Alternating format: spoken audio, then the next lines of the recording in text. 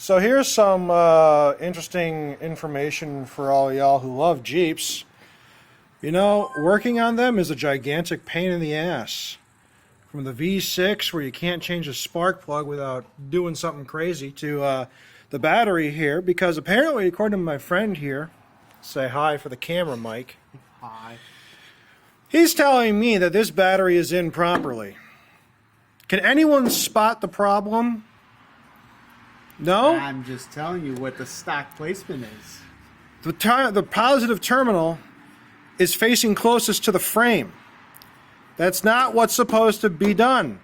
The positive terminal is supposed to be away from the frame, because if for whatever reason there is a connection that accidentally makes that positive terminal touch the frame, all your grounds on the frame go to shit. You need it to be negative here to prevent that for the uh-oh, something bad just happened situations. You want the negative on this side.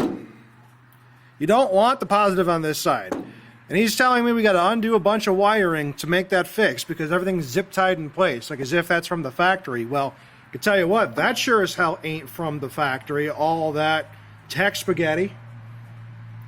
So you're telling me that Fiat Chrysler and who owned Jeep during this time period? Because you're telling me it was not Fiat Chrysler that owned Jeep in 2000 what, 8, 9? 9? Are you sure? Because this is some bad engineering. Okay, you pointed out this is plastic right here. Fair enough, but this is metal right behind it. You see how cramped this engine bay is? There's not room for anything. And you're talking about putting a V8 engine in this thing. Chrysler owned Jeep. Oh, Chrysler. Oh, the same Chrysler that made the Sebring?